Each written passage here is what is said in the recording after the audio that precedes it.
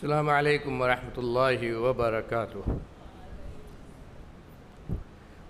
ان الحمد للہ نحمده ونستعینه ونستغفره ونعوذ باللہ من شرور انفسنا وسیئات اعمالنا من يهده الله فلا مضل له ومن يضلل فلا هادي له وأشهد أن لا إله إلا الله وحده لا شريك له وأشهد أن محمدًا عبده ورسوله. أما بعد فإن خير الحديث كتاب الله وخير الهدي هدي محمد صلى الله عليه وسلم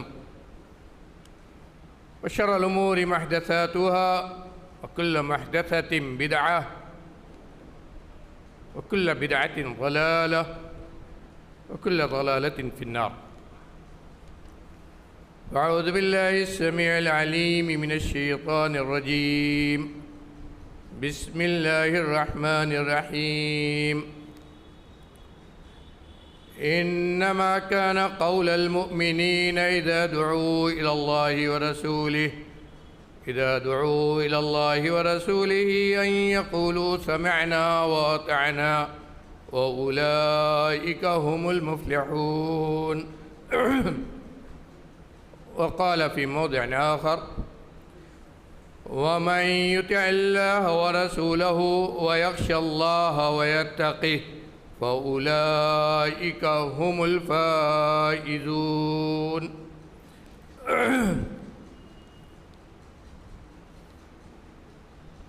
معزز حاضرین، محترم علماء کرام، معزز ہماری جمعیت کے ذمہ داران،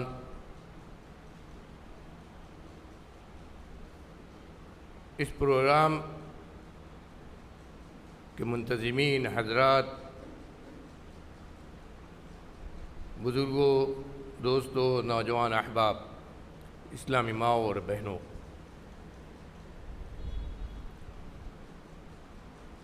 ہم اللہ رب العالمین کا جس قدر بھی شکر ادا کریں، اس کی اس توفیق پر جس کی مدد سے اور جس کی توفیق سے اس اہم اجلاس اور انعقاد میں ہم سب لگے، اور ایک اہم موضوع پر ایک بہت ہی مؤثر، بہت ہی کامیاب، بہت ہی فائدہ پہنچانے والی ایک مجلس میں ہم سب اکٹھا ہوئے۔ ایک ایسا موقع اللہ نے دیا اپنی توفیق سے کہ کیسے موضوع پر ہم نے اپنے علماء کرام کی اچھی تقریریں، فائدہ دینے والی باتیں، دنیا و آخرت میں فائدہ دینے والی باتیں ہم نے سنی، جس موضوع پر ہمارے درمیان بہت کم گفتگو ہوتی ہے، جبکہ یہ موضوع ایسا موضوع ہے جس کے بارے میں نبی کریم صلی اللہ علیہ وسلم نے اس کے سیکھنے کی تاکید کرتے ہوئے یہ بھی بتلا دیا تھا کہ میری امت اس موضوع کو بہت جلد بھول جائے گی۔ غور کیجئے کتنا اہم ہوا۔ اللہ کا لاکھ لاکھ شکر ہے، جتنے بھی اس کا شکر ادا کریں کم ہے کہ اس نے اس موضوع کو زندہ کرنے کی ہمیں توفیق دی اور اپنے اسلامی بھائیوں تک اس موضوع کے تعلق سے باتیں پہنچانے کی ہمیں توفیق دی۔ اللہ رب العالمین ہمیں کہنے سننے سے زیادہ عمل کرنے کی توفیق عطا فرمائے۔ علماء کرام سے جو باتیں، جو نصیحتیں ہم نے سنی، ان پر عمل کرنے کی توفیق دے۔ اس مجلس کو ہم سب کے لیے بہت بہت بابرکت بنائے، اور ہماری حاضری کو اللہ رب العالمین ہماری مغفرت کا ذریعہ بنائے، جنت میں جانے کا ذریعہ بنائے، اور ان نیکیوں میں داخل کر دے جو ہمارے میزان حسنات میں لکھے جائیں، جن کے ذریعے اللہ رب العالمین ہم سے راضی ہو، نبی ہم سے خوش ہو، آمین یا رب العالمین۔ میرے بھائیوں، آپ نے خود سماعت فرمایا، جیسا کہ ہمارے ناظم اجلاس نے اعلان کیا آپ کے لیے، میرے لیے جو عنوان آج منتخب کیا گیا ہے، حکم ہوا ہے کہ اس پر کچھ اپنے ناقص علم کے مطابق باتیں کروں، اور کچھ ہو سکتا ہے فائدے کی باتیں ہو جائیں اور ہمارے آپ سب کے لیے ہدایت کا سامان بن جائے۔ عنوان ہے کیا ہے؟ موجودہ دور میں، موجودہ دور لگا ہے نا، موجودہ دور میں قانون میراث، اسلامی قانون میراث کی اہمیت۔ پہلی چیز جو گزارش کے طور پر میں کہنا چاہوں گا، ظاہری عنوان کے ظاہری الفاظ سے یہ لگتا ہے کہ موجودہ دور ہی میں اس کی اہمیت، اس کی کچھ اہمیت ہے، یا یہ کہ موجودہ دور کے تعلق سے اس کی کچھ اہمیت بیان کی جائے، حالانکہ یہ گمان باطل ہے۔ یہ گمان باطل ہے اگر کسی کے ذہن میں یہ ہے کہ اس کی اہمیت اسی دور میں ہے، یا کہ اس کی اہمیت پہلے نہیں تھی اب کچھ زیادہ ہے، ایسا نہیں، کیونکہ جو میراث کا نظام ہے وہ اللہ کا بنائے ہوئے ہے۔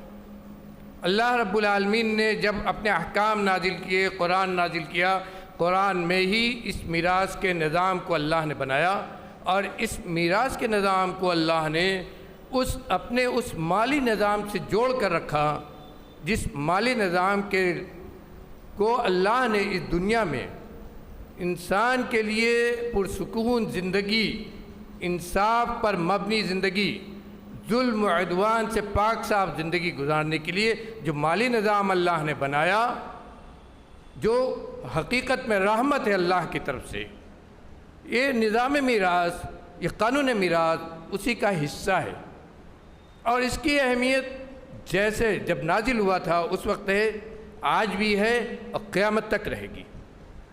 اور اس کو چھوڑنے کی وجہ سے جو پریشانیاں آئیں گی ہر زمانے میں، جب بھی اس کی مخالفت کی گئی یا اس میں تساہلی برتی گئی، اس کی جو آفتیں اور مصیبتیں ہیں اس پر عمل نہ کرنے کی، وہ آتی رہی معاشرے کے اندر، اسلامی معاشرے کے اندر، اور آج بھی ہیں، اور اگر ایسے ہی رہا تو آگے بھی ہوں گی۔ اس لیے صرف موجودہ دور میں اس کی اہمیت کا معاملہ نہیں ہے۔ دوسری بات یہ ہمیں جاننا چاہیے کہ میراث کا جو نظام ہے یہ اللہ کا بنایا ہوا ہے، یہ اللہ کا بنایا ہوا ہے، اس میں کسی بھی انسان کا کوئی دخل نہیں ہے۔ اسی ناحیے سے آئیے ہم مختصر طور پر ایک ایک نکات، یہ مت سوچئے گا کہ ہم بہت جوشیلے تقریر کرنے کے لیے بیٹھے ہیں یا کوئی بہت پرجوش باتیں کہنے کے لیے بیٹھے ہیں۔ حقیقت میں اس نظام کی اہمیت کا جو نچوڑ ہے وہ ایک تعلیمی انداز میں، بہت صاف کر رہا ہوں، ایک تعلیمی انداز میں انشاءاللہ بیان کرنے کی کوشش کروں گا، تاکہ ہم خاص طور پر تعلیمی انداز سے اس کو سمجھیں، اس لیے کہ یہ علم ہے، میراث کا نظام یہ علم ہے، اور کتنا اہم علم ہے، احادیث میں اس کا ذکر ہے، قرآن میں اس کا ذکر ہے، اسی کو ہم بیان کریں گے۔ پہلی چیز، اب اہمیت پر جب ہم جاتے ہیں، اس میراث کے نظام کی اہمیت پر، میراث کے نظام کے تعلق سے جو باتیں آپ نے سنی ہیں، اس نظام میں کیا ہے، اللہ نے اس کو کیسے تقسیم کیا ہے، اللہ نے کس کو کیا دیا ہے، بچیوں، بیٹیوں، عورتوں کے کیا حقوق ہیں، اور ہم سے کیا کیا غلطیاں اس میں ہوتی ہیں، یہ ساری چیزیں ہم سنتے رہیں، لیکن یہ کتنا اہم ہے، آئیے قرآن، حدیث، سلف صالحین، صحابہ کرام اور صحابہ کرام کے بعد ائمہ سب کے ہاں اس نظام کو کتنی اہمیت دی گئی، اور کس طرح انہوں نے اپنی ذمہ داری کو اس نظام کے تعلق سے انہوں نے نبھایا، اور ہماری بے توجہی کا کیا عالم ہے۔ سب سے پہلی چیز، نظام کی اہمیت سے ہمیں یہ جاننا چاہیے کہ یہ نظام وہ نظام ہے جس کو اللہ رب العالمین نے خود متعین کیا ہے۔ جس کی تفصیل خود اللہ رب العالمین نے قرآن مجید کے اندر دی ہے۔ کس کا کتنا حق ہوتا ہے، جو بھی آپ نے سنا ہوگا، کس کا کتنا حق ہوتا ہے، یہ خود اللہ رب العالمین نے متعین کیا ہے۔ کون کس حالت میں مرنے والے کے بعد یہاں جو رہ گیا، اس کے وارثین جو رہ گئے، کون کس حالت میں ہے اور کس حالت میں اس کے کیا حقوق ہوتے ہیں، اس کو کتنا ترکہ میں سے ملے گا، نصف، آدھا، چوتھائی، تہائی، یہ کہ لگتا ہے کہ وارث ہوگا لیکن وارث نہیں ہو رہا ہے۔ یہ ساری تفصیل کسی انسان نے نہیں متعین کی ہے، کسی فرشتے نے نہیں متعین کی ہے، کسی نبی مقرب میں بھی نہیں متعین کی ہے۔ کس نے متعین کی ہے؟ اس پروردگار عالم نے، جس نے اس دنیا کے نظام کو بنایا ہے، اس پروردگار عالم نے جس نے مال کا نظام، دنیا میں مال کا نظام جو ہمارے خوراک کے ساتھ لگا ہوا ہے، اس کو اپنے ہاتھ میں رکھا ہے، اور اس نے خود یہ کہا ہے قرآن کے اندر کہ اللہ رب العالمین آدمی اور لوگوں کی روزی میں جو فرق ہوتا ہے، کوئی بہت اوپر چلا گیا اور کوئی ایسا بھی ہے کہ سڑک پر بغیر مکان کے کھلے آسمان کے نیچے سوتا ہے، رات کو اس کو اپنی خوراک، اپنا کھانا بھی قاعدے سے نہیں ملتا ہے، خالی پیٹ رہ جاتا ہے، اور ایک وہ ہے جس کے پاس اتنا ہے کہ اس کو خود نہیں معلوم کہ میرا پیسہ کہاں ہے۔ یہ جو فرق ہے دو میں مالی اعتبار سے، اقتصادی اعتبار سے، یہ فرق اللہ کا بنایا ہوا ہے، جو اس نے اپنی حکمت سے اپنے عدل و انصاف سے بنایا ہے۔ اس پر کسی کو اعتراض کرنے کا حق نہیں ہے۔ اور اسی نظام کے تحت اللہ کا یہ بھی ہوتا ہے کہ آج کوئی دنیا کا سب سے بڑا امیر ہے، ایک وقت وہ بھی آتا ہے کہ وہ دنیا میں ایسا غریب ہو جاتا ہے، نادار ہو جاتا ہے کہ اپنی روزی کے لیے بھی ترسنے لگتا ہے۔ اور اس کو ہم دنیا میں دیکھتے ہیں۔ آج ایک جو غریب ہے، سڑک پر جی رہا ہے، ایک وقت ایسا بھی آتا ہے کہ اس کی اولاد ارب پتی، کروڑ پتی ہو جاتی ہے۔ اس کو ہم دنیا میں دیکھتے ہیں۔ یہ کہاں سے ہوتا ہے؟ یہ اللہ کے مالی نظام کی وجہ سے ہوتا ہے۔ اور اسی لیے اللہ رب العالمین نے جہاں غزوہ سے حاصل، جنگوں سے حاصل غنیمت کے مال، بغیر جنگ کے حاصل فدیہ کا مال، اور اسی طرح جزیہ جو اللہ نے کا ایک نظام اللہ نے بنا کے دیا تھا، جو صحابہ کرام کے زمانے میں چلتا تھا، یہ جتنا نظام ہے، اس کی طرف اشارہ کرنے کے بعد اللہ نے کیا کہا ہے؟ لِكَيْ لَا يَكُونَ دُولَةً بَيْنَ الْأَغْنِيَاءِ مِنْكُمْ۔ کہا اللہ نے یہ نظام اس لیے بنایا ہے مال کا، تاکہ مال صرف مالداروں کے اندر نہ گھومے۔ غور کیجئے کہ اللہ کے اس کلام پر آج دنیا کے کوئی نظام میں یہ بات نہیں ہے۔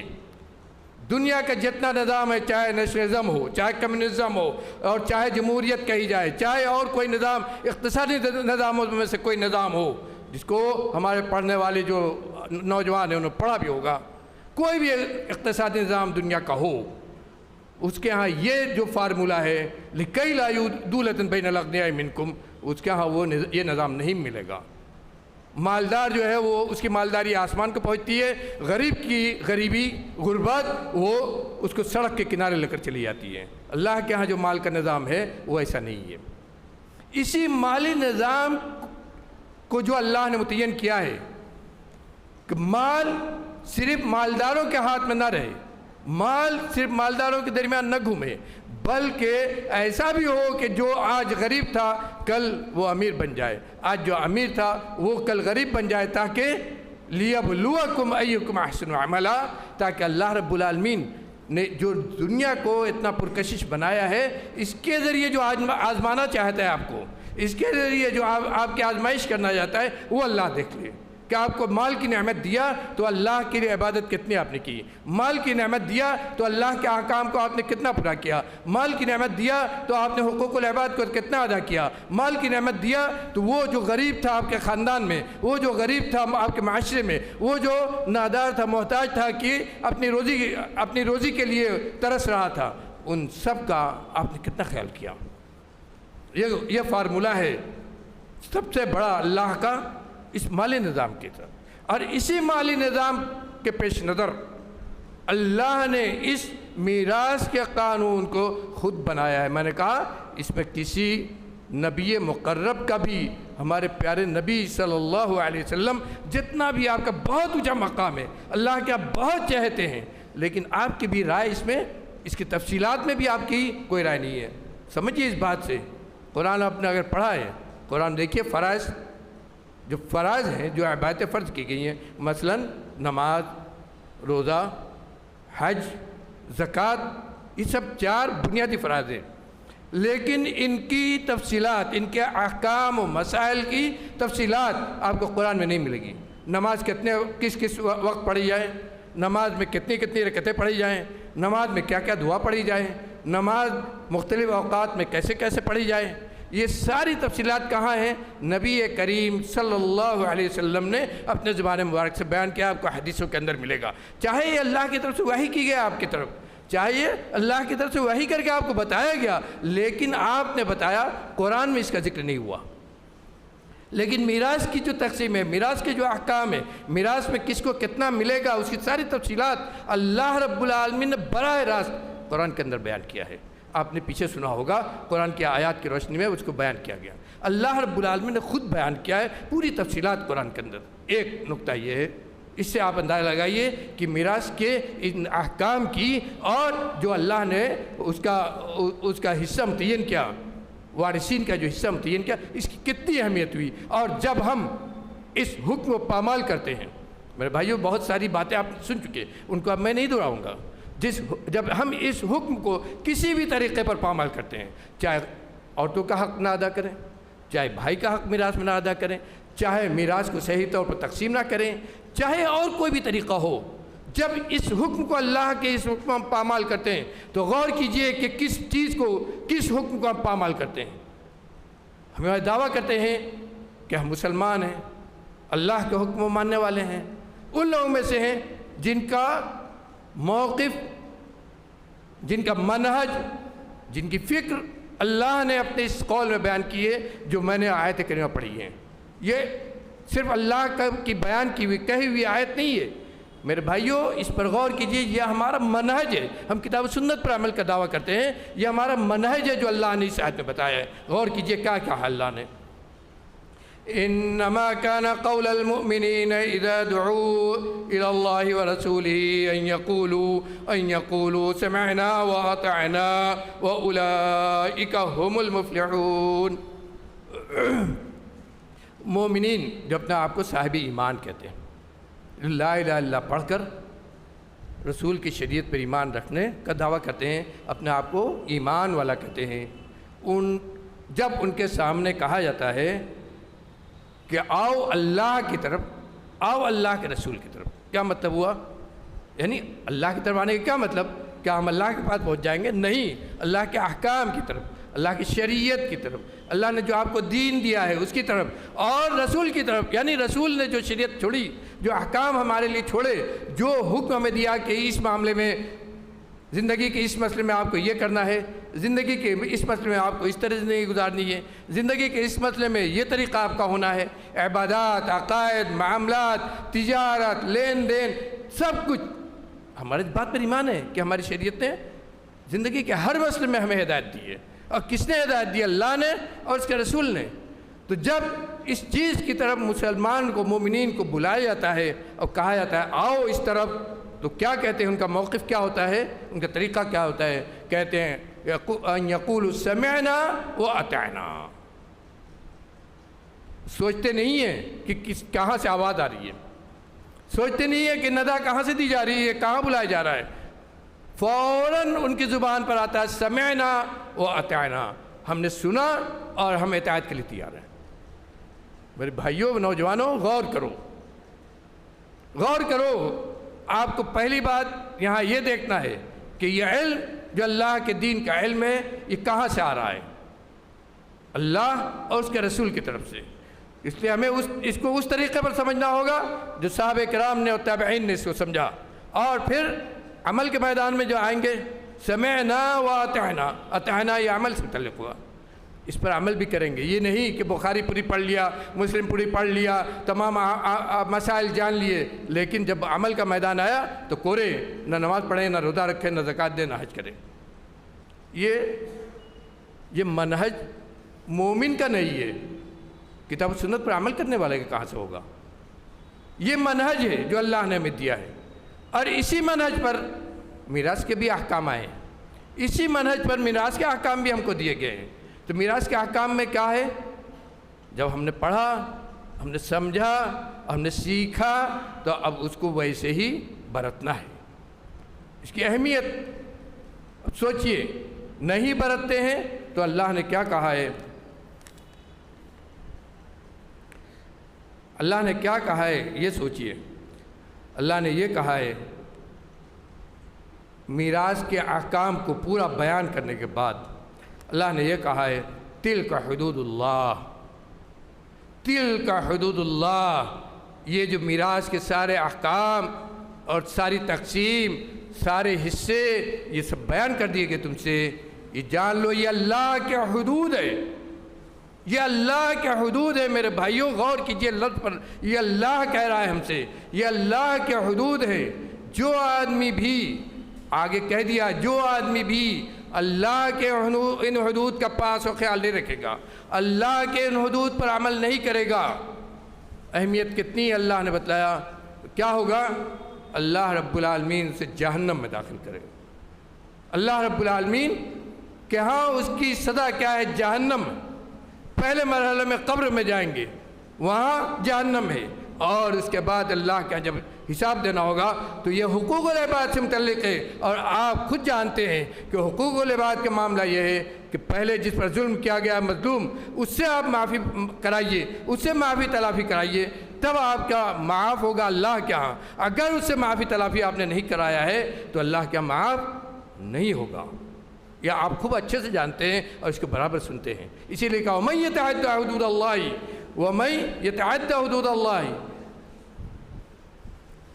اللہ نے بہت صاف صاف کہا کہ جو اللہ کے ان حدود کا خیال نہیں کرے گا، يُدْخِلُ نَارًا خَالِدًا فِيهَا، اللہ رب العالمین اس کو ایسی آگ میں داخل کرے گا جس میں ہمیشہ ہمیشہ رہے گا.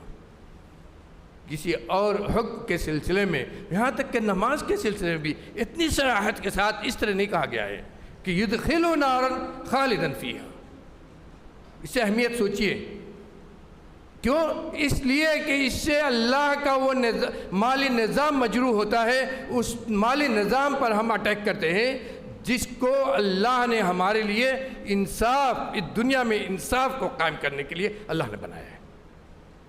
جس نظام کو اللہ نے اس دنیا میں انصاف کو قائم کرنے کے لیے، ظلم و تعدی، ظلم و عدوان کو ختم کرنے کے لیے اللہ نے بنایا ہے، اس نظام پر ہم اٹیک کر رہے ہیں. گویا اللہ کا انصاف ہمیں پسند نہیں ہے. یہی نہیں کہ اللہ کا قانون، اللہ کا انصاف بھی ہمیں پسند نہیں ہے. اور جو لوگ بھی اس نظام میراث پر تبصرہ کرتے ہیں انہیں بہت اچھے سے غور کر لینا چاہیے. چاہے وہ جس تعلق سے ہو، عورتوں کے حقوق کے تعلق سے ہو، بچوں کے حقوق کے تعلق سے ہو، یا اور جو بھی تعلق سے ہو، ان کو بہت اچھے سے غور کرنا چاہیے کہ اللہ کو وہ چیلنج کر رہے ہیں جسے اللہ نے کہا ہے کہ اگر اس کو نہیں مانا، اس پر نہیں عمل کیا، يُدْخِلُ نَارًا خَالِدًا فِيهَا. اور جو لوگ اس پر عمل کرتے ہیں تو اللہ نے کیا کہا ہے؟ ان کو جنت کی بشارت دی ہے. تِلْكَ حُدُودُ اللَّهِ وَمَن يُطِعِ اللَّهَ وَرَسُولَهُ يُدْخِلْهُ جَنَّاتٍ تَجْرِي مِن تَحْتِهَا الْأَنْهَارُ خَالِدِينَ فِيهَا وَذَلِكَ الْفَوْزُ الْعَظِيمُ. اور جو لوگ اس نظام کو، اللہ کے اس نظام کو، کس نظام کو؟ میراث کے نظام کو، اور دوسرے میں یہاں نہیں ہے. میراث کا نظام جس کو اللہ نے یہاں ذکر کیا ہے اور پوری تفصیل بیان کیا ہے، اس کے بعد کہا ہے کہ جو آدمی اس میراث کے نظام کو پورے طور پر نافذ کرے گا اور اس کے حقوق کو ادا کرے گا، جس کا جو حق ہے اسے دے گا، اللہ رب العالمین اس کو جنت میں داخل کرے گا جس کے نیچے سے نہریں جاری ہیں، جس میں وہ ہمیشہ رہے گا. کتنی بڑی بشارت دی اللہ نے، کتنی بڑی بشارت دی ہے میرے بھائیوں. اس کے بعد کون سی اہمیت ہم بیان کریں؟ کون سی اس نظام کی کون سی اہمیت ہم بیان کریں جس نظام کی اہمیت کو خود رب العالمین نے خود واضح کر دیا، اور اس نظام کو بنانے والے نے خود اس کی طرف اشارہ کر دیا اور بتلا دیا کہ یہ نظام اتنا اہم ہے کہ اس پر عمل کرنے والا جنت میں جائے گا. وَأُولَئِكَ هُمُ الْمُفْلِحُونَ.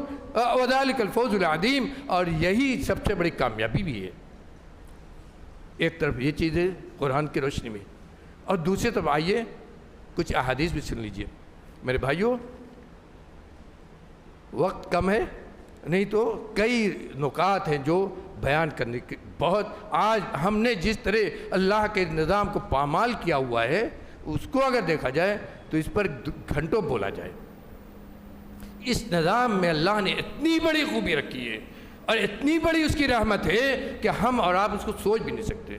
اس نظام میں پر اللہ نے یہ وعدہ کیا ہے کہ اگر تمہیں یہ ڈر لگتا ہے کہ اس نظام کو نافذ کر کے اپنے والد کی یا اپنے والدہ کی یا اپنے میت مرنے والے کی کہ مال کو تم نے وارثان کو جو اس کے مستحق ہوتے ہیں ان کے اندر تقسیم کر دیا، اور یہ ڈرتے ہو شیطان کے وسوسے سے کہ تمہارا حق کم ہو جائے گا، تمہاری پراپرٹی کم ہو جائے گی، تم غریب ہو جاؤ گے، تو نہ ڈرو، اس لیے کہ اس نظام کو اللہ نے بنایا ہے۔ ہو سکتا ہے کہ تم کو کم ملا ہو، لیکن تمہارے مال میں اللہ وہ برکت دے کہ جو زیادہ لے کر گیا کل وہی تم سے پیچھے ہو، کیونکہ اللہ اس کا ذمہ دار ہے۔ اللہ نے اس تقسیم کی ذمہ داری لی ہے اور مال دینے کی بھی ذمہ داری وہی کی ہے۔ اور کیجیے اللہ نے کتنا بڑا وعدہ کیا ہے، اِن یکن غنیا او فقیرا فاللہ اولیٰ بہما۔ ہو سکتا ہے کہ کوئی مالدار ہو سکتا ہے کوئی فقیر ہو، لیکن دونوں کو یہ جان لینا چاہیے، دونوں مالدار اور فقیر دونوں کو یہ جان لینا چاہیے کہ اگر اللہ کے نظام کو نافذ کر لیا تو اللہ ان دونوں کا ولی ہو جائے گا۔ اس کے بعد کیا چاہیے میرے بھائیو؟ اس کے بعد کیا چاہیے؟ اللہ کی ولایت۔ ہم ولی آج نہ جانے کس کو کہتے ہیں، لیکن اللہ اس کا ولی ہو جائے گا جو اس نظام کو بغیر مالی خوف کے، اقتصادی خوف کے، جو اس نظام کو نافذ کر دے گا، اللہ اس کا ولی ہو جائے گا۔ اور اسی لیے نبی کریم صلی اللہ علیہ وسلم نے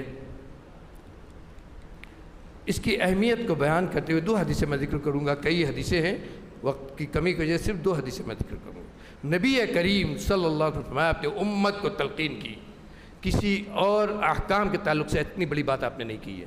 کہا تعلموا الفرائض وعلموها فإنها نصف العلم وهو ينسى وهو أول شيء ينزع من أمتي۔ ابن ماجہ بہقی کی حدیث ہے، کچھ لوگوں نے اس پر کلام بھی کیا ہے لیکن دوسرے سندوں سے تقویت اس کو ملتی ہے۔ آج نے فرمایا اے میرے امت کے لوگوں، اے مسلمانوں، میری امت کے لوگوں، فرائض کو سیکھو۔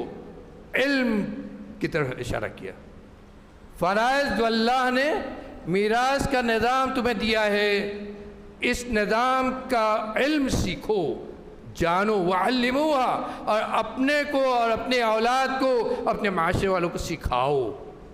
غور کیجئے، قرآن کے سلسلے میں بات کہی گئی ہے، قرآن کے سلسلے میں بات کہی گئی ہے۔ اس کے بعد اللہ رب العالمین نے نبی صلی اللہ علیہ وسلم نے فرائض کے سلسلے میں بات کہی کہ میراث کا جو علم ہے، اس علم کو خود بھی سیکھو، اپنے اولاد کو سکھاؤ، اپنے گھر والوں کو سکھاؤ، اپنے بعد والوں کو سکھاؤ۔ کیوں؟ فَإِنَّهَا نِصْفُ الْعِلْمِ، کیونکہ اللہ کا جو علم ہے اس کا یہ آدھا ہے۔ اللہ اکبر! ہم نے کس کو ضائع کیا؟ میرے بھائیو، سینے پر ہاتھ رکھ کے ایک بات سوچئے، میرے نوجوان ساتھی سوچئے۔ کہا کہ فَإِنَّهَا نِصْفُ الْعِلْمِ، اس لیے میں یہ کہہ رہا ہوں کہ علم فرائض یہ آدھا علم ہے۔ کس چیز کا آدھا علم؟ اللہ کا جو علم اللہ نے دیا ہے قرآن و حدیث کا، کہا اس کا آدھا علم یہ ہے۔ اور یہی نہیں، اس لیے بھی میں کہہ رہا ہوں کہ اس کو بہت جلد بھلا دیا جائے گا۔ میری امت کے لوگ جن کو میں یہ دیکھ کر جا رہا ہوں، وہی لوگ اس علم کو بھول جائیں گے، اور سب سے پہلے جس علم کو اس دنیا سے میری امت کے درمیان سے اٹھایا جائے گا، یہی علم فرائض ہوگا۔ پیشین گوئی بھی کر دی، میری امت سے جو علم اٹھایا جائے گا، علم کو اٹھانے کی آپ نے حدیث میں کہا ہے کہ اس دنیا سے کتاب و سنت کا علم اٹھایا جائے گا، لیکن کہا کہ جو علم کتاب و سنت کا جو علم اس دنیا سے اٹھایا جائے گا، ان سب سے پہلا علم کون ہے؟ فرائض، میراث کا علم۔ اور آج دیکھ لیجیے معاشرے میں نبی صلی اللہ علیہ وسلم پیشین گوئی، اللہ کا وعدہ ہے، اللہ کا فرمان ہے۔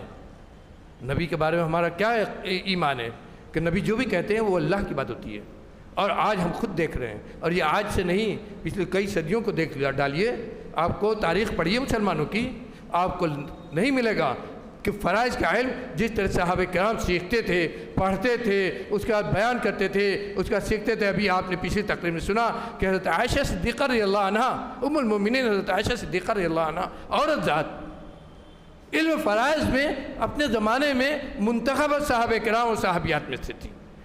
صحابہ کرام اور تابعین ان کے پاس صرف علم فرائض کے لیے جاتے تھے، اپنے مال، اپنے میراث کی تقسیم کے لیے جاتے تھے۔ یہ عورت ذات کا معاملہ ہے۔ صحابہ کرام میں کتنے ہیں؟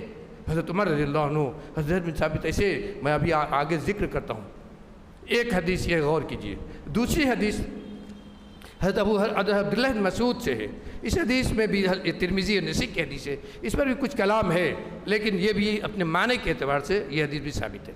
آپ نے فرمایا کہ قرآن سیکھو اور قرآن سکھاؤ۔ دوسری بات کہا فرائض سیکھو اور فرائض سکھاؤ، یعنی علم میراث کا جو نظام اللہ نے بنایا اس کو سیکھو اور اس کو سکھاؤ۔ فَإِنِّ امْرُؤٌ مَقْبُوضٌ، کیونکہ میں اب اس دنیا سے جانے والا ہوں۔ کیوں؟ اس لیے کہ میری موت قریب ہے، اور علم کو اللہ رب العالمین میرے بعد اٹھائے گا، میرے بعد کتاب و سنت کے علم کو اللہ رب العالمین اٹھائے گا، اور اس علم میں سب سے پہلے جو علم اٹھایا جائے گا وہ میراث کا علم ہے۔ اور ایک وقت قریب ہے کہ ایک وقت ایسا آئے گا کہ ترکہ کی تقسیم میں دو آدمیوں کے درمیان اختلاف ہوگا۔ غور کیجئے کہ نبی صلی اللہ علیہ وسلم کی پیشین گئی پر کہا کہ ترکہ کی تقسیم میں دو آدمیوں کے درمیان اختلاف ہوگا۔ تلاش کریں گے ایسے آدمی کو، ایسے عالم کو کہ ان کو قرآن و حدیث کی روشنی میں صحیح چیز بتا دیں، ترکہ کی صحیح تقسیم کر دیں، تو انہیں کوئی بھی نہیں ملے گا صحیح روشنی دینے والا، صحیح رہنمائی کرنے والا۔ اللہ اکبر۔ کہا دو آدمی میں اختلاف ہوگا کہ ترکہ کو ایسے تقسیم کریں، یہ جذبہ ان کے اندر کہ ترکہ صحیح طور پر تقسیم ہو، قرآن و حدیث میں جیسے بیان کیا گیا ہے، ان کا جذبہ ہوگا اور چاہیں گے، لیکن عالم ہی نہیں کوئی ملے گا، اس علم فرائض کو صحیح طور پر جاننے والا ہی نہیں ملے گا کہ ان کی رہنمائی کر دے اور بتا دے کہ کیسے ایسے تقسیم ہوگا، فلاں کا اتنا ہوا، لڑکے کا اتنا ہوا، لڑکی کا اتنا ہوا، فلاں کا اتنا ہوا، یہ ایسے تقسیم ہو جائے گا، بتانے والا نہیں ملے گا۔ اور آج ہے میرے بھائیوں، ہم لوگوں نے اپنے زمانے میں علم میراث کئی اساتذہ سے پڑھا ہے، ایسا نہیں۔ اور جو استاد رحمۃ اللہ علیہ ہمارے محمد ادریس آزاد رحمانی، محمد عابد حسن رحمانی رحمۃ اللہ علیہ مجمعین، اور ایسے ہی اور رحمانی اساتذہ تھے جن کو زبان پر جیسے رٹا ہوا ہو۔ ہم آج میتھمیٹکس کی بات کرتے ہیں اور علم میراث میتھمیٹکس سے ہی لگا ہوا ہے، علم میراث میتھمیٹکس سے ہی لگا ہوا ہے۔ جو میتھمیٹکس نہیں جانتا ہے وہ علم میراث کو کبھی تقسیم نہیں کر سکتا ہے۔ جو میتھمیٹکس قاعدے سے نہیں جانتا ہے، میراث کے بہت سارے مسائل ایسے ہیں کہ وہ تقسیم کر ہی نہیں سکتا ہے اس کو، لیکن کھڑے ہوتے تھے بورڈ پر اور پوچھتے تھے، کہتے تھے کہ تمہارے گھر میں کہیں بھی کوئی مسئلہ آیا ہو جو مشکل سے مشکل ہو اور بتلاؤ، اور کھڑے ہو کر ایسے لکھتے چلے جاتے تھے اور اس کو حل کر کے بتا دیتے تھے کہ فلاں کا اتنا ہوگا، فلاں کا اتنا ہوگا۔ اگر 50 حقدار ہیں تو 50 کا بتا دیتے تھے۔ ایسے تھے ایک وقت میں، لیکن آج بہت افسوس کے ساتھ کرنا پڑتا ہے۔ کسی جامع سلفی میں آپ چلے جائیے، کتنے ملیں گے آپ کو؟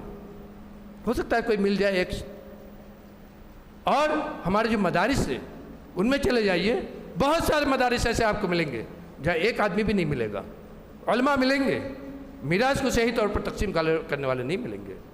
نبی کریم صلی اللہ علیہ وسلم کی پیشین گوئی تھی۔ اس سے سوچئے، آپ کی اس دونوں حدیثوں کو رکھیے اپنے سامنے، اپنے ذہن میں گھسائیے اور سوچئے کہ اس میراث کی کیا اہمیت ہے۔ اپنے لڑکوں کو جب ہم میتھمیٹکس پڑھاتے ہیں، اسی وقت ہمیں میراث کا بھی علم ان کو دینا ہوگا۔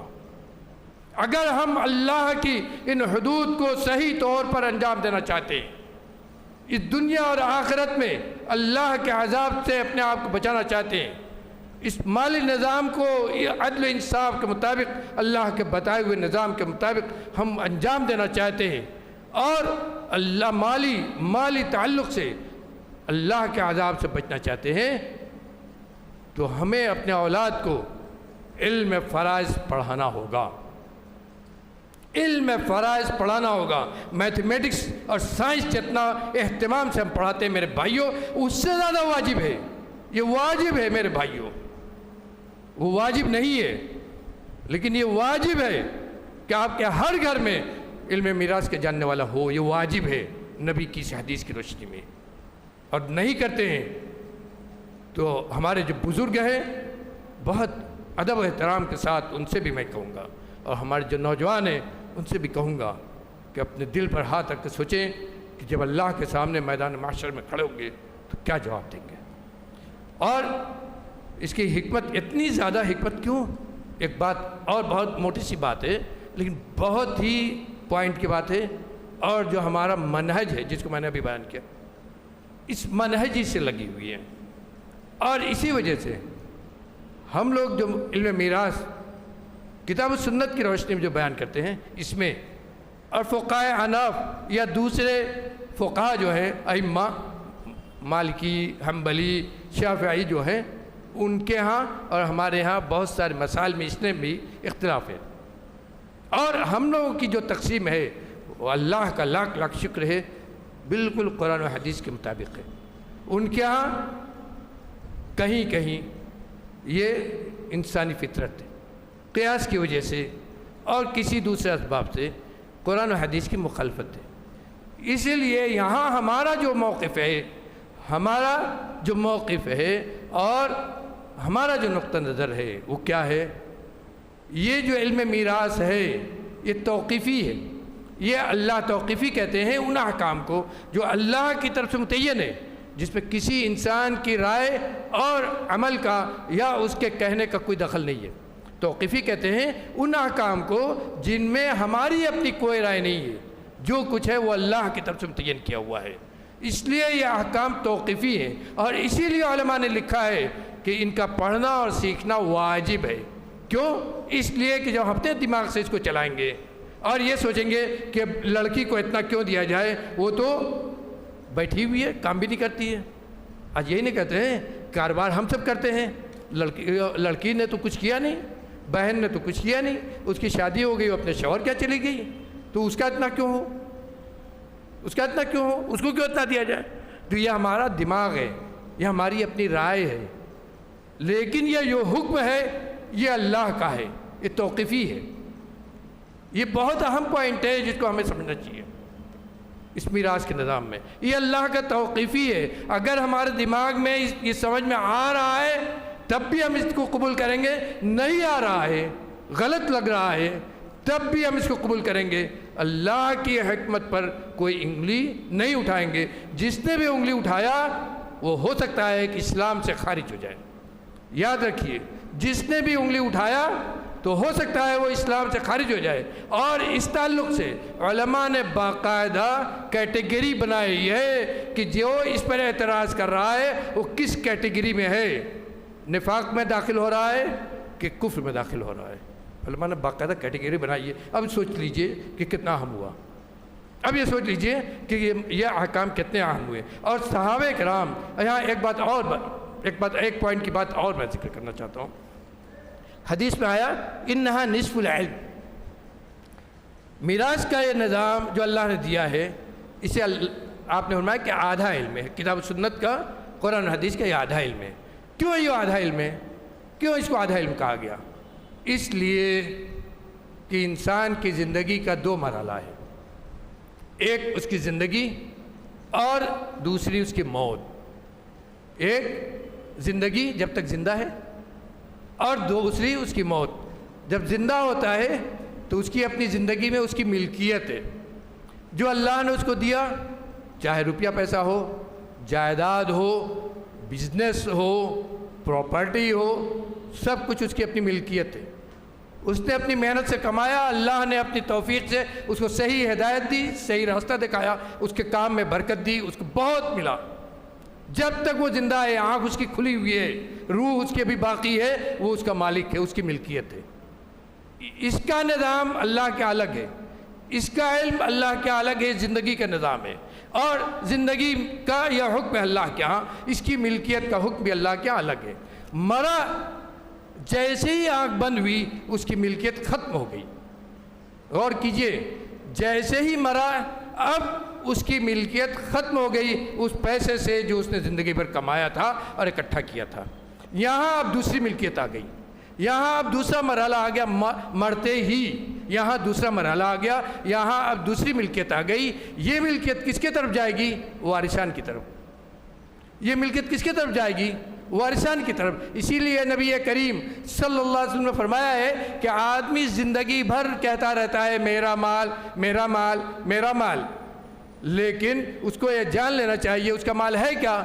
جو کھایا اور ختم ہو گیا، جو پہنا پرانا ہو گیا، اور اس میں سے جو اس نے اللہ کے راستے میں خرچ کیا تو اپنی ملکیت سے خرچ کیا، یہ پیسہ جو اس نے آخرت کے لیے سرمایہ بنا دیا، یہ تین اس نے اپنی ملکیت سے اپنی زندگی میں کیا، یہ اس کا مال ہے۔ لیکن جیسے ہی وہ مرا تو اب کیا ہوا؟ اس کی ملکیت ختم ہو گئی، اس کا سارا مال ساری جائیداد فَلِوَرَثَتِهِ ہی، حدیث کے لفظ پر غور کیجیے۔ اب یہاں سے اس کے وارثان کی ملکیت شروع ہو گئی، اس کے مال پر جو اس نے زندگی بھر کمایا۔ دوسرا مرحلہ آ گیا۔ میں نے کہا دو انسان کی زندگی، انسان کے لیے دو مرحلے ہو گئے۔ ایک مرحلہ انسان کی جائیداد، پراپرٹی، اس کا جو کچھ ہے اس کے پاس، اس کے دو مرحلے ہو گئے۔ ایک زندگی کا مرحلہ، اس کا علم الگ ہے۔ دوسرا مرنے کے بعد کا مرحلہ، اس کا علم الگ ہے۔ یہ علم فرائض ہے۔ یہ کیا ہے؟ یہ علم فرائض ہے، فرائض کا علم ہے۔ اسی لیے اس کو کہا کہ نصف علم ہے، اسی لیے اس کو کہا کہ آدھا علم ہے۔ آدھا علم زندگی والی ملکیت کا، اور آدھا علم جس کو میراث کا علم ہم کہتے ہیں، جہاں وہ اس کے وارثان مالک ہو رہے ہیں۔ غور کیجئے، ایک چیز تو یہ ہے۔ دوسری چیز یہ ہے کہ اللہ نے ملکیت کا 10:30 بجے 10:30 بجے اللہ نے جو ملکیت دی ہے مال کی، جائیداد کی، یہ اللہ نے ملکیت دی ہے۔ اللہ نے اپنے نظام کے ذریعے ہم کو ان چیزوں کا مالک بنایا ہے۔ یہ ملکیت جو اللہ نے دی ہے، اس کے کچھ اسباب بنائے ہیں۔ دو سبب بنیادی ہے۔ اسباب جو اللہ نے بنائے، دو سبب بنیادی ہے۔ ایک اختیاری ہے، یعنی ہمارے چوز پر ہے، ہم اس کو اختیار کرتے ہیں، ہم چوز کرتے ہیں، اس ملکیت کے سبب کو ہم خود چوز کرتے ہیں۔ اللہ نے اس میں اختیار ہمارے کیا دیا ہے؟ وہ ملکیت کیسے حاصل ہوتی ہے؟ خرید فروخت کے ذریعے، ہبہ کے ذریعے، آپ کے والد نے آپ کو دے دیا یا کسی اور نے آپ کو دے دیا، آپ نے خرید فروخت کے ذریعے، بیع و شراء کے ذریعے، تجارت کے ذریعے آپ نے حاصل کیا۔ یہ ملکیت آپ چاہیں تو بزنس کریں، چاہے تو نہ کریں، چاہے تو ایسا کریں اور چاہے تو ایسا کریں، یہ آپ کے اختیار میں ہے۔ اور آپ نے اللہ کی توفیق سے اختیار کیا کسی چیز کو، اور اللہ نے اس کے ذریعے آپ کو مالک بنا دیا۔ یہ اختیاری ملکیت اسے کہا جاتا ہے۔ اور دوسری ملکیت قہری ہے، مجبوری ہے یہاں آپ کی، ایک مجبوری ہے یہاں، اور وہ مجبوری والی ملکیت کیا ہے؟ یہی جسے ہم میراث کہتے ہیں، کیونکہ یہ اللہ نے نظام بنایا ہے میراث کا۔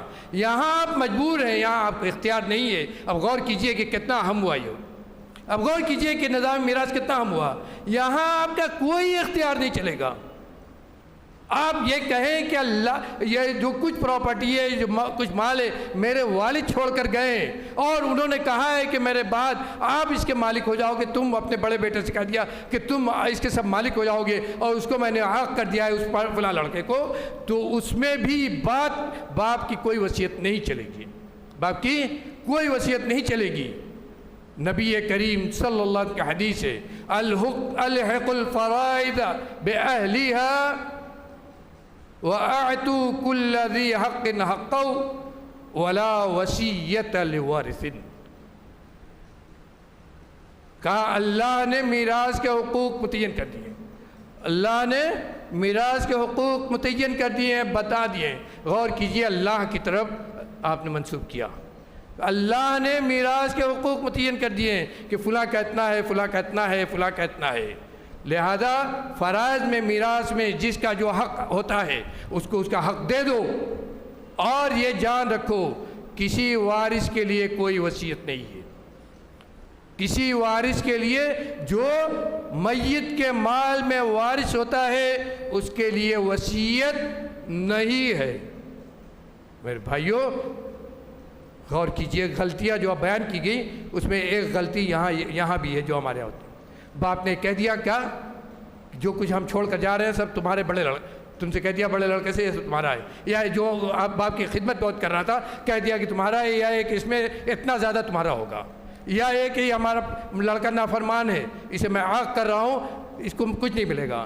میرے بھائیوں رجسٹری بھی کر دیں، اگر باپ رجسٹری بھی کر دے اپنی زندگی میں عاق کرنے کا، تب بھی اللہ کے وہ نافذ نہیں ہے، اس لیے کہ میراث کا جو نظام ہے میں نے کیا کہا قہری ہے، یعنی لازمی ہے۔ قہری عربی زبان میں کہتے ہیں لازمی ہے، اللہ کی طرف سے لازم ہے، ہمارا آپ کا اس میں کوئی اختیار نہیں ہے۔ جو اللہ نے کہا ہے اسی حساب سے ہوگا، چاہے باپ چاہے نہ چاہے، مال کو چھوڑ دے کر جانے والا آدمی چاہے نہ چاہے، ماں چاہے نہ چاہے، کوئی بھی چاہے نہ چاہے، لیکن کسی کا نہیں چلے گا۔ تلک حدود اللہ، تلک حدود اللہ، یہ اللہ کا حدود ہے جس پہ کسی کا نہیں چلے گا۔ اسی لیے علماء کہتے ہیں کہ یہ علم نصف علم ہے، ایک ملکیت وہ ہے جو دنیا کی جو اپنے اختیار سے ہے، اس کا علم اللہ نے الگ رکھا ہے، ایک علم وہ ہے جو قہری ہے، مجبوری ہے یہاں آپ کو کرنا ہے، وہ علم الگ ہے، وہ علم میراث ہے، وہ آدھا علم ہے۔ میرے بھائیوں اور کتنی گفتگو کریں، صحابہ کرام نے کتنی اہمیت دی اس میراث کے نظام کو۔ ایک بات صرف حضرت عمر رضی اللہ عنہ کے تعلق سے ذکر کر دینا چاہوں گا، حالانکہ میں نے یہ سوچا تھا کہ اس نظام کی جو خصوصیات ہیں، اس نظام کی جو خصوصیات ہیں وہ ہم بیان کریں گے انشاءاللہ، کبھی موقع رہا تو اس کو بیان کریں گے تاکہ ہم یہ جانیں کہ اللہ نے ہمیں جو نظام دیا ہے، اللہ اکبر۔ میں اپنے ان احباب سے، ان نوجوانوں سے کہوں گا جنہوں نے دنیا کے علم اقتصاد کو پڑھا ہے، اکنامکس پڑھی ہے، جنہوں نے ہو سکتا ہے کہ MBA بھی کیا ہو، ان سے کہوں گا میں صحیح کتاب میراث کے تعلق سے بہت دستیاب ہے، نیٹ پر بھی ہے، اور نہ ان کو سمجھ میں آئے میرے پاس، ان کو بتاتا ہوں پڑھیں تو ان کو انداز لگے گا کہ دنیا میں جو رائج اقتصادی نظام آج چل رہا ہے اور جس کی خوبیاں خوب بیان کی جاتی ہے، خوب لوگ لٹتے ہیں اس میں، اور اللہ کے مقرر کیے ہوئے اس نظام میں، خاص طور پر نظام میراث میں کتنی خوبیاں ہیں، اور پھر اللہ کا جو مالی نظام ہے ایک مکمل مالی نظام ہے جس میں سود کا نظام اور یہ وہ سارا داخل ہے، وہ ایک مالی نظام الگ ہے جو زندگی کے مالیات سے متعلق ہے، اور ایک مرنے کے بعد کا مالی نظام ہے جس میں علم میراث ہم کہتے ہیں۔ ان دونوں میں اللہ نے کتنی خوبی رکھی ہے، اور کیوں نہ ہو، اس ذات کا بنایا ہوا ہے جو ہم سے زیادہ ہمارے فائدے و نقصان کو جانتا ہے، جو ہمارا ہم سے زیادہ خیر خواہ ہے، جو ہماری تکلیفوں کو ہم سے زیادہ جانتا ہے، جو یہ ہم سے زیادہ جانتا ہے کہ کیا چیز اس کے غیب کے مطابق، کیا چیز ابھی ہمارے لیے فائدہ مند اور نقصان دہ ہے، اور کل کیا چیز ہمارے لیے فائدہ مند یا نقصان دہ ہوگی، اس رب کائنات کا عالم الغیب و شہادہ کا بنائے ہوئے نظام ہے۔ اس کو ہم کبھی سوچتے بھی نہیں ہیں، ہم تو یہ سوچتے ہیں کہ ابھی مال آ رہا ہے لوٹ لو، نہیں تو چلا جائے گا، غریب ہو جائیں گے، ہم تو یہ سوچتے ہیں۔ میرے بھائیوں پہلے ایمان لائیے اللہ کے اس نظام پر، اس کے بعد سوچئے کہ نظام کیسے اللہ نے بنایا ہے۔ حضرت عمر رضی اللہ عنہ کہا کرتے تھے، حضرت عمر رضی اللہ عنہ علم فرائض میں صحابہ کرام میں چنندہ صحابہ کرام میں تھے، آپ کو فقہائے اجلہ فقہائے صحابہ میں آپ کا شمار ہوتا تھا۔ حضرت ابو بکر رضی اللہ عنہ اپنے زمانے میں جب کسی مسئلے میں پھنستے تھے تو حضرت عمر رضی اللہ عنہ کو بلاتے تھے اور کہتے تھے کہ اپنی جماعت کو لے کر آؤ، جن کو تم پڑھا رہے ہو سکھا رہے ہو، تم جو کہو گے وہ مانا جائے گا۔ اور اسی لیے جب خلافت ان کو ملی تو انہوں نے اس علم کو پھیلانے کے لیے، علم میراث کو سب طرف پھیلانے کے لیے صحابہ کرام کو بھیجا۔ کہاں؟ صرف مدینہ سے باہر نہیں، تمام ان ممالک میں جو ابھی نئے اسلام میں دار اسلام میں داخل ہوئے تھے، عراق، شام، اس کے علاوہ اور جہاں دور دراز کے غیر عجمی ممالک جو فتح کیے گئے تھے ان سب جگہ بھیجا۔ اور کہتے کیا تھے؟ سوچئے ان کے قول کو، کہتے تھے تعلموا الفرائض فإنها من دینکم، تعلموا الفرائض والنحو والسنہ کما تعلموا القرآن۔ کہتے تھے لوگو، اے امت محمدیہ کے لوگو، آؤ فرائض کو سیکھو، مجھ سے سیکھو، صحابہ کرام سے سیکھو، جو جماعت ہے نبی کریم صلی اللہ علیہ وسلم کی، ان سے سیکھو، اس لیے کہ یہ تمہارے دین کا ایک حصہ ہے۔ جس طرح ہم نے دین سے لاپرواہی کی ہے، اس فرائض کے علم سے لاپرواہی کی ہے۔ یہ لاپرواہی اسی لیے کہ ہمارا دین سے ہمارا تعلق کمزور ہو چکا ہے، کتاب و سنت سے ہمارا تعلق کمزور ہو چکا ہے۔ دین کی باتیں ہوتی ہیں تو ہم سننے کے لیے ہمیں گوارا نہیں ہے کہ دین کی باتیں ہوں اور ہم سنیں، اور ہو سکتا ہے کہ کوئی بات ہمارے ہی خلاف پڑ جائے، ہمارا ہی دل اس کو قبول نہ کرے، لیکن نہ قبول کرے آپ کا دل۔ ایک بار ضرور سوچئے کہ کس کی بات کو آپ ٹھکرا رہے ہیں، کس منہج کو آپ نے اپنایا ہے اور کس کی بات کو آپ ٹھکرا رہے ہیں۔ آپ کو اچھا نہیں لگتا ہے، نہ لگے، لیکن ڈریے ایک بار اس رب کائنات سے جس نے اس نظام کو بنایا ہے۔ کہا فَإِنَّهَا مِن دِينِكُمْ، اس لیے سیکھو، اس لیے کہ یہ تمہارے دین کا حصہ ہے۔ اور کہا کہ فرائض سیکھو، عربی زبان سیکھو۔ ہم لوگ اس سے بھی بھاگتے ہیں۔ کہا فرائض سیکھو، عربی زبان سیکھو، سنت نبوی سیکھو، جیسے قرآن سیکھتے ہو۔ قرآن سیکھنا بہت بڑی نیکی ہے، سب سے بڑی نیکی ہے، ہم سب کہتے ہیں، اور خوب حدیثیں بیان کی جاتی ہیں، اور خوب بیان کیا جاتا ہے، اور خوب اس کا اہتمام کرتے ہیں ہم لوگ، اور کرنا چاہیے۔ اللہ اور اس کے رسول کا حکم ہے۔ اور قرآن پڑھنے پر تو ایک ایک حرف پڑھنے کی آئیں، لیکن اس کی مثال دے کر حضرت عمر کہہ رہے ہیں کہ فرائض سیکھو جیسے قرآن سیکھتے ہو، فرائض سیکھو جیسے قرآن سیکھتے ہو۔ اب سوچیے ان کے یہاں اس کی کتنی اہمیت ہوگی۔ انہوں نے باقاعدہ ان صحابہ کرام کو جو فرائض کا علم اچھے سے جانتے تھے، حضرت زید بن ثابت رضی اللہ عنہ، حضرت عبداللہ بن مسعود رضی اللہ عنہ، اور اس طرح کے صحابہ کرام، ان کو بھیجا کوفہ، بصرہ اور دوسرے عجمی ممالک میں کہ جاؤ دین سکھاؤ، اور خاص طور پر فرائض کے احکام سکھاؤ۔ اور یہ وجہ تھی کہ صحابہ کرام کے بعد تابعین میں اجلہ تابعین ہم کو ملتے ہیں جو خاص طور پر فرائض کے بہت بڑے عالم ہوئے، جن کی بہت بڑی کتابیں ہیں۔ آج میرے بھائیوں، حدیث کی، فقہ کی کوئی کتاب آپ اٹھا لیجئے قدیم متقدمین کی، فرائض کے احکام کے بیان سے خالی نہیں ملے گی، فرائض کے احکام کے بیان سے خالی نہیں ملے گی۔ یہ تقسیم کیسے ہو، اس سے خالی نہیں ملے گی، سب اس کو بیان کرتے تھے، ائمہ دین نے اس کو بیان کیا ہے۔ اور باقاعدہ ایک دور تھا کہ اس کو اچھے سے پڑھایا جاتا تھا، لیکن جیسے جیسے دین سے دوری ہوتی گئی، اللہ کی شریعت سے دوری ہوتی گئی، اور دین کے تعلق سے بے توجہی ہوتی گئی، دین کے علوم سے بے توجہی ہوتی گئی، سنت سے بیزاری پیدا ہوتی گئی، ویسے ہی اس علم سے بھی بے توجہی پیدا ہوتی گئی، حتیٰ کہ وہ زمانہ آیا جس کی پیشین گوئی نبی کریم صلی اللہ علیہ وسلم نے اپنے حدیث میں کی تھی، وَهُوَ يُنْسَى وَهُوَ أَوَّلُ شَيْءٍ يُنْزَعُ مِنْ أُمَّتِي۔ اللہ رب العالمین ہمیں کہنے اور سنت سے زیادہ عمل کرنے کی توفیق دے۔ رب العالمین کہنے کی تو بہت ساری باتیں ہوتی ہیں ہمارے یہاں، عمل کرنے والا ہم سب کو بنا دے۔ ہم نے آج کی مجلس میں بہت سارے تیرے احکام سنے، تیری شریعت کی باتیں سنی، کتاب و سنت پر عمل کرنے والی باتیں سنی۔ رب العالمین ان سب پر ہمارا عمل کرنے والا بنا دے۔ رب العالمین ہمیں صحیح معنی مسلمان بنا دے، شریعت پر عمل کرنے والا بنا دے۔ ہمارے ہر زندگی کے ہر لمحے کو رب العالمین عبادت و شکر کا لمحہ بنا دے۔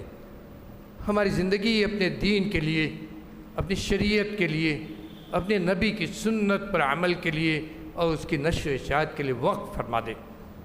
ہم نے جب تجھ سے وعدہ کیا ہے کہ ہم اس منہج کو اختیار کریں گے جو تیرے نبی کا تھا، جو تیرے نبی نے ہمارے لیے مقرر کیا تھا، جو تیرے نبی نے صحابہ کرام کو اپنے صحابہ کرام کو دیا تھا، تیرے صحابہ کرام نے اپنے بعد والے تابعین کو، انہوں نے ان کے بعد والے ائمہ دین اور اس دنیا کو دیا تھا، قیامت تک کے لیے متعین کیا تھا۔ اور تیرے نبی نے کہا تھا، پیشین گوئی کی تھی، تسمعون ویسمع منکم ویسمع ممن الذین تسمعون منہ۔ آج تم مجھ سے دین کی باتیں سن رہے ہو، شریعت کو سن رہے ہو، کل تم سے سنا جائے گا، پرسوں تم سے جنہوں نے سنا ہے ان سے سنا جائے گا، اس کے بعد والی نسل اس سے پہلے والی سنے گی، اور اسی طرح یہ دین اللہ باقی رکھے گا، سننے سنانے کا یہ نظام اللہ باقی رکھے گا قیامت تک، اور اسی طریقے سے یہ دین سنتے سناتے قیامت تک باقی رکھا جائے گا۔ رب العالمین اسی پیشین گوئی پر عمل کرنے والا ہم سب کو بنا دے۔ رب العالمین ہمارے ذریعے بھی اپنے نبی کی اسی سنت کو زندہ فرما دے، اسی سنت کو، اپنے نبی کی اسی سنت کو ہمارے ذریعے بھی زندہ فرما دے۔ ہمارے نوجوان کو نیک بنا، ہم سب کو نیک بنا، ہماری ماں بہنوں کو نیک بنا، ہم سب کو نمازی بنا، ہم سب کو شریعت پر عمل کرنے والا بنا۔ ہمارے دلوں میں اپنی محبت، اپنے نبی کی محبت، اپنی شریعت کی محبت پیدا کر دے۔ ہمارے اندر اپنے دین کے لیے، اپنے نبی کی محبت کے لیے، اپنے نبی کی سنت کے لیے قربانی دینے کا جذبہ پیدا کر دے۔ رب العالمین تو نے جو ہے مال دیا ہے، جو کچھ نعمتیں ہمیں دنیا میں دی ہیں، رب العالمین ان سب میں برکت عطا فرما۔ برکت کے جو ذرائع تو نے بنائے ہیں دنیا میں، اس ملکیت جو تو نے دی ہے، اس ملکیت میں برکت کا دینے کا تو نے وعدہ کیا ہے، اور اس وعدے کے لیے تو نے اسباب اور ذرائع بنائے ہیں۔ ان حلال ذرائع کو اختیار کرنے کی ہمیں توفیق عطا فرما دے رب العالمین۔ ان حلال ذرائع کو اختیار کرنے کے ذریعے ہمارے دلوں میں کشادگی پیدا کر دے، ہمارے دلوں میں ایسی کشادگی پیدا کر دے کہ ہم حقوق العباد کو ادا کرنے والے بن جائیں۔ ہمارے ذریعے دوسرے کے حقوق پامال نہ ہوں، بلکہ رب العالمین ہم وہ ہوں جو پہلے دوسرے کے حقوق کو ادا کریں، پھر اپنے حقوق کو پہچاننے والے ہوں۔ پہلے ہم دوسرے کے حقوق کو ادا کرنے والے ہوں، اور اس کے بعد ہم اپنے حقوق کو طلب کرنے والے ہوں۔ ایسا نہ ہو کہ اپنے حقوق کو طلب کرنے میں ہم دوسرے کے حق کو مار دیں۔ رب العالمین ایسا نااہل ہمیں ہرگز نہ بنا، رب العالمین ایسا نااہل ہمیں ہرگز نہ بنا، ایسا نااہل بنا کر ہمیں اس دنیا میں نہ رکھ۔ مال کی ایسی محبت ہمارے دلوں میں نہ پیدا کر کہ ہم تیری شریعت سے ہی غافل ہو جائیں، اس مال کے پیچھے دوسرے کے حقوق کو ہم پامال کرنے لگے، دوسروں کی بھائی چارگی کو ہم بھول جائیں، دوسرے کے حق کو ہم بھول جائیں۔ رب العالمین ان مصیبتوں سے، یہ مصیبتیں ہیں، یہ فتنے ہیں، یہ شر ہیں، رب العالمین ان سب سے تو ہماری حفاظت فرما۔ ہم صرف سنے نہیں رب العالمین بلکہ عمل کرنے والے ہوں، ہمارا عمل ایسا پاک صاف ہو رب العالمین، ہمارا عمل اس دنیا میں ایسا پاک صاف ہو کہ دیکھنے والا بھی کہے کہ واقعی اس شریعت پر عمل کرنے والے ہیں، اس سنت کو زندہ کرنے والے ہیں۔ اللہ نے ان کو اختیار کیا ہے اس دنیا میں اس سنت کو زندہ کرنے کے لیے۔ رب العالمین ہم سب کو نیک بنا، ہماری دعاؤں کو سن لے۔ رب العالمین تو مسترین کا رب، تو مستجیرین کا رب ہے، جو تیرے یہاں پناہ تلاش کرتے ہیں، مجبور ہو کر تیرے در پر جاتے ہیں۔ آج پوری دنیا ہمارے خلاف سازشوں میں لگی ہوئی ہے، ہماری مقدسات لگتا ہے محفوظ نہیں ہے، ہماری مقدسات لگتا ہے محفوظ نہیں ہے، رب العالمین لگتا ہے ہم محفوظ نہیں ہیں، ہماری آبرو، ہمارا مال محفوظ نہیں ہے، لیکن ہمیں ڈر نہیں ہے، اس لیے کہ تو ہمارا مولا، تو ہمارا ملجا ہے۔ ہم نے تیرے اوپر اعتماد و توکل کیا ہے، تو نے سکھایا ہے کہ پڑھو کہ ہم ہی تیرے مولا اور تیری ملجا ہیں، میری طرف اپنے معاملات کو لوٹاؤ۔ رب العالمین ہم تمام اپنے معاملات تیری طرف لوٹاتے ہیں، تجھی سے دعا کرتے ہیں، تجھی سے مانگتے ہیں، تو ہی پناہ دینے والا ہے ہر فتنے سے، ہر شر سے، ہر مصیبت سے، ہر آنے والی برائی اور آزمائش سے تو اپنی پناہ میں ہمیں رکھ، ہر قسم کی برائی سے ہمیں اپنے پناہ میں رکھ۔ تیرے غیب کے مطابق تو عالم الغیب و شہادہ ہے، تیرے غیب کے مطابق اگر کل کوئی پریشانی ہمیں سے کسی بھائی پر آنے والی ہے تو اس پریشانی سے محفوظ تو ہی رکھ سکتا ہے رب العالمین۔ تو ہم سب کو اپنے غیب کے مطابق جو پریشانی آنے والی ہے اس سے تو ہمیں محفوظ کر دے، تو ہمارا ملجا ماؤ بن جا، تو ہماری حفاظت فرما، ہمارے گھر کی، ہمارے شہر کی، ہمارے ملک کی، ہمارے مقدسات کی، اور ہماری ہر اس چیز کی جو تو نے ہمیں اس دنیا میں دیا ہے، تو اس کا محافظ بن جا، دین کا محافظ بن جا، دین کی حفاظت کرنے والا، دین کے لیے اپنے آپ کو وقف کرنے والا ہم کو بنا دے۔ دنیا میں جب تک زندہ رکھ، اس زبان سے جو کچھ نکلے تیری رضا کے کلمات ہوں، یہ زبان جو کچھ بولے ایسا ہو جس سے تو راضی ہو اور جس سے ہمیں جنت نصیب ہو۔ رب العالمین جب ہم اس دنیا سے جائیں اور خاتمہ ہو، یہ آواز بند ہو، تو تیرا کلمہ لا الہ الا اللہ، ہمارا خاتمہ بالخیر اسی پر ہو۔ اقول قولی ھذا वस्तगफिरुल्लाह ली व लकुम व लिसाइरिल मुस्लिमीन फस्तगफिरूह इन्नहु हुवल गफूरुर रहीम। मेरे भाइयों, इंशाअल्लाह हमारे अहबाब, उनसे मैंने कहा है, उनसे दरख्वास्त की है, मुझसे नहीं होता है, लेकिन अल्लाह रब्बुल आलमीन ने बहुत शुक्र अदा करता हूँ उसका, जिसने मेरे हाथ पैर सबको हमारे इन अहबाब के ज़रिए अल्लाह रब्बुल आलमीन इन सब को जन्नत नसीब करे, जो हमारे अहबाब हमारा ताउन कर रहे हैं, और आप सबको जो हमें तक़वियत देते हैं, जो हमें हमारी ताकत बनते हैं, जो दीन के इस काम को, और अल्लाह ने हमें जो इल्म दिया है, जिस इल्म के लिए हमने अपनी ज़िंदगी लगाई है, इस इल्म को आप तक पहुँचाने के ज़राए जो हमारे अहबाब बना रहे हैं, अल्लाह रब्बुल आलमीन इनको बहुत ज़्यादा जो सवाब से नवाजे। इन अहबाब से मैंने दरख्वास्त की है कि यही सिर्फ़ एक प्रोग्राम नहीं होगा, बल्कि इस ताल्लुक़ से बहुत सारे उन्वान बाकी रह जाएंगे, बहुत सारे उन्वान बाकी रह जाएंगे, और बहुत सारी जगहों पर हम जाएंगे जो इसी में के बहुत सारे उन्वान के वहाँ के लोग मोहताज होंगे कि वहाँ बयान किया जाए। तो आप मुसलसल एक तसलसल के तौर पर इस उन्वान को अलग अलग जगहों पर मुनक़िद कीजिए। इंशाअल्लाह मौका रहा तो इसी जो मौजू मैंने बयान किया, इसके और भी बहुत सारे मुतअल्लिक़ात हैं। मैंने कहा इसकी खूबियाँ क्या हैं, हमारे जो अहबाब जानना चाहते हैं वो कैसे इसको जानें, पढ़ना चाहते हैं कैसे पढ़ें। इंशाअल्लाह इन बातों को आगे की नश्र में बयान किया जाएगा।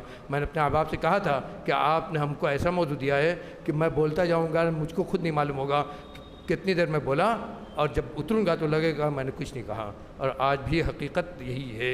अल्लाह रब्बुल आलमीन हमें कहने सुनने ज़्यादा अमल करने की तौफीक दे। और जो मैंने कहा अगर इसमें कोई गलत है तो शैतान की तरफ से है, और अगर हक़ है तो रब्बुल आलमीन उसे तो कबूल फरमा ले।